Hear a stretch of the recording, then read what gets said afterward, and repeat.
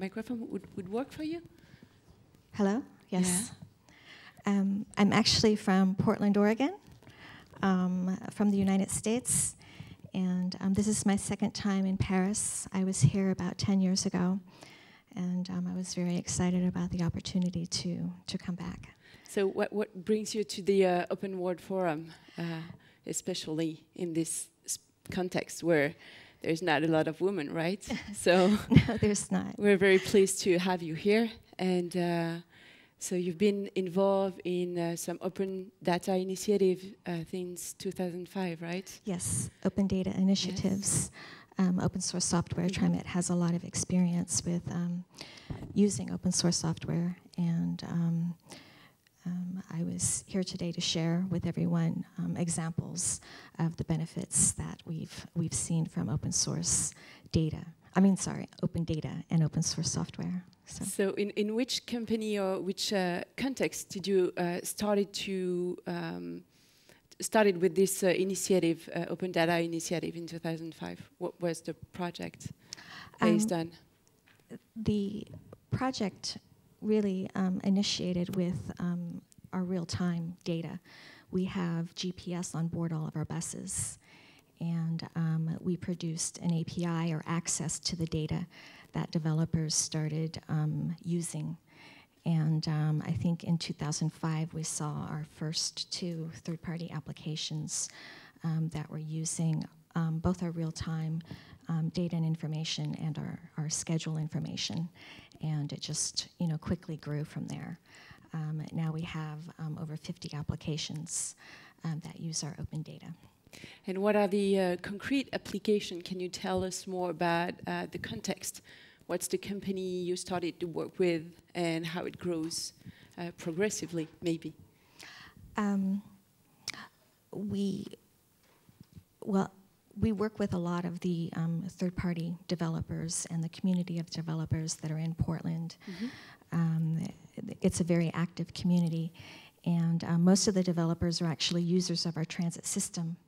So the applications are very unique and very creative and very useful and beneficial to our customers. For instance, several of them, you don't even have to know what bus stop you're at. You just hit a button, it finds the bus stop that's closest to you and gives you the next arrival information. So it's embedded in the iPhones and yes. Applications on the mobiles? Yes, right. And many of the applications are written for Android, for iPhone, for different applications and platforms. Okay. So. Very good. Are we ready now? Yes. Thank you very much.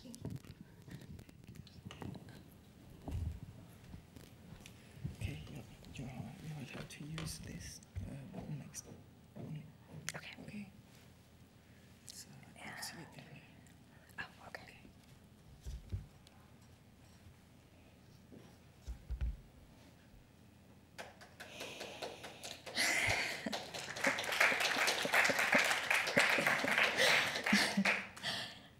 Mesdames, Messieurs, bonjour. I'm honored to be here today, and I would like to thank the Open World Forum Board and Committee for this opportunity. Today, I will talk about the importance of open data and collaboration and the advantages of open source software. Now, I'm from TriMet in Portland, Oregon, and we're a municipal corporation that provides public transportation for the 3-county metropolitan area. I would like to begin by sharing with you a personal experience, an example of a public and private collaboration to demonstrate its potential and the importance of exploring these opportunities. While traveling, I became increasingly frustrated with the difficulties in accessing transit information in cities that I wasn't very familiar with. So I decided the original idea was it should be just as easy to get transit directions as it is to get driving directions from anywhere in the world. So in 2005, I reached out to several companies, and with persistence, I found a gentleman by the name of Chris Harrelson at Google who had the same idea in mind. So we began to work with Google, and 6 months later, it went very quickly, Google Transit was launched for the first time in Portland, Oregon with TriMet data.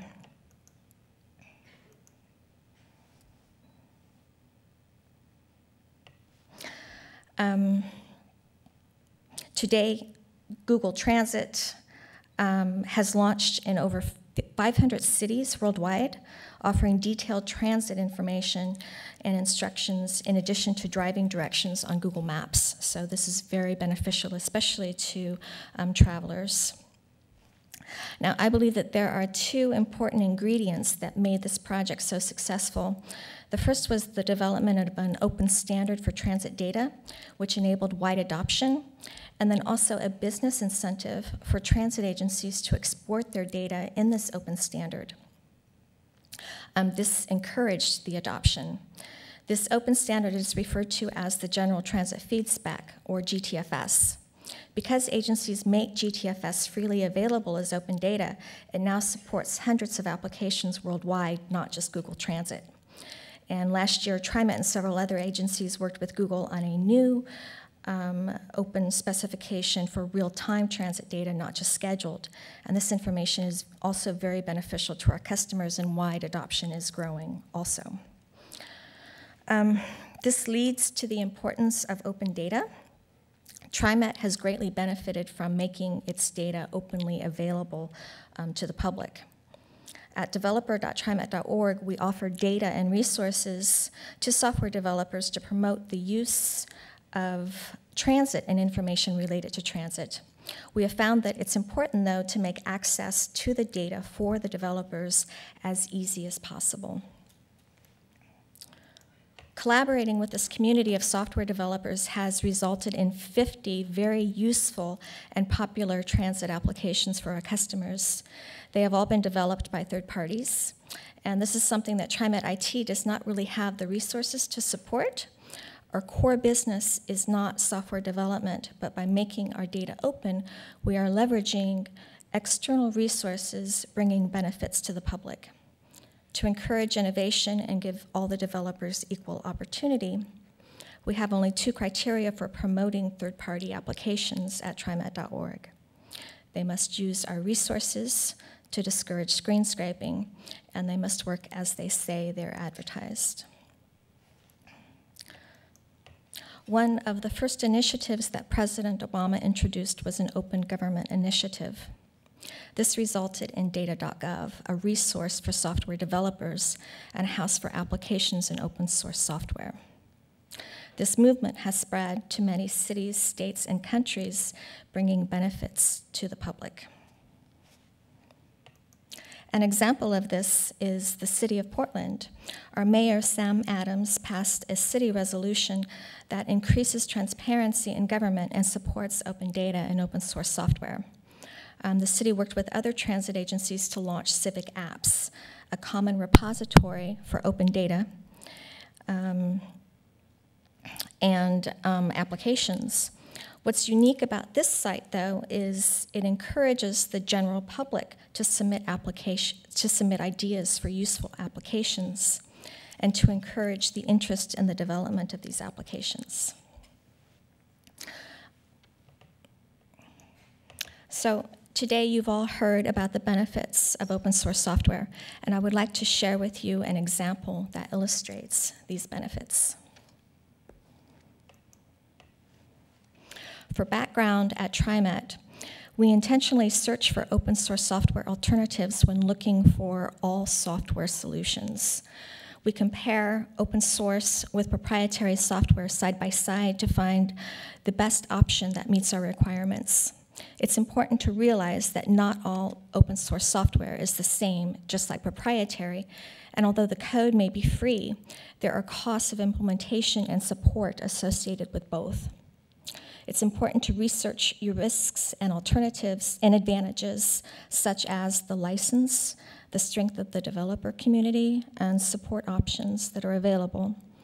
We don't always select the open source software alternative, but we are conscientious to explore these alternatives, as there are many benefits above proprietary, which I will demonstrate. In transit trip planning, using multiple modes to get to your destination can be very beneficial. The problem was Google Maps only plans trips by single modes.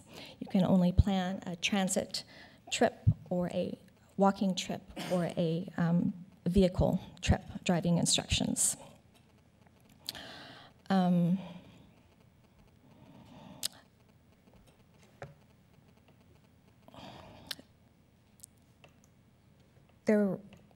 Excuse me.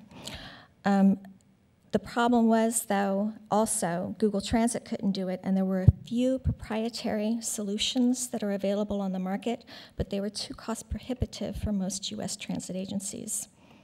So TriMet decided to develop an open source software solution that can be implemented by any transit agency, not just TriMet. That was very important to us. We were awarded a small grant to initiate the project between 2009 and 2011. We partnered with Open Plans, a nonprofit that specializes in the development and support of open source software, such as GeoServer, OpenLayers, and PostGIS. We also included several individuals that had developed some aspect of a multimodal trip planner.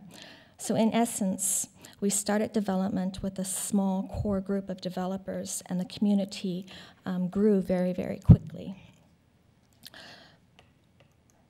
So opentripplanner.org at GitHub houses all of the info about the project, and it's a vehicle for communications for the developers and the users of the application.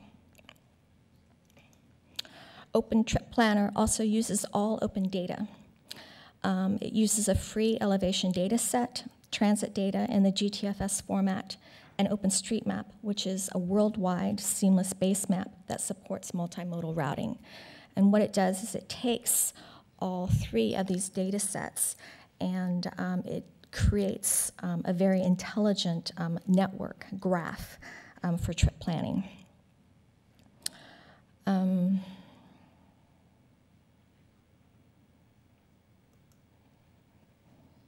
To support the project, we hired students to improve the OpenStreetMap base map in our area, using government data as a reference. Working with the OpenStreetMap community has been really great, and we put our resources into a product that the public also has access to. There are many eyes on the code. There are many eyes on the data in OpenStreetMap.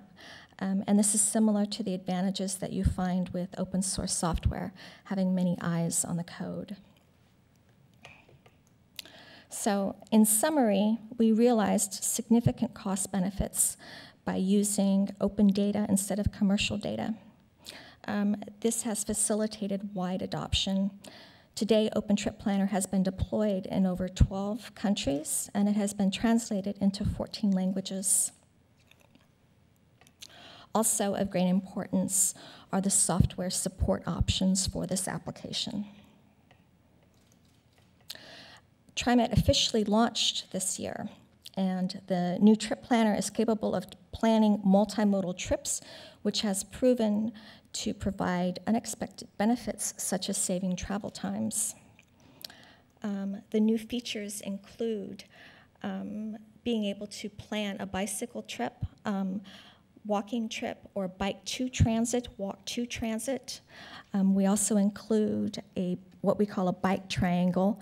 It allows you to plan the quickest trip on your bike, the flattest trip using the elevation data, or the most bike-friendly trip, which uses trails and bike facilities.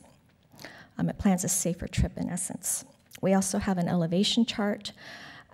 We've also added car sharing locations, so you can plan trips to car share such as zip cars. And there's better walking instructions because of all the data and improvements that we made to the base map in OpenStreetMap. So I believe I have time. I'd like to share with you some of the screen captures so you get an idea of what the application does. But here's an example of it planning. We also have aerial photography in addition to just the street layer. And when you click on one of the car sharing locations, it pulls up information about that vehicle and allows you to easily plan transit trips or bicycle trips to these vehicles. We also have real-time vehicle locations on the map due to the GPS on board all of our buses. It shows you where they are and gives you information on the status of it. Now, the whole idea behind this application was to create a transit trip planner, but also to provide easy access to information so that customers can make very informed decisions. And again, the whole idea was to bring as much information as possible into one location.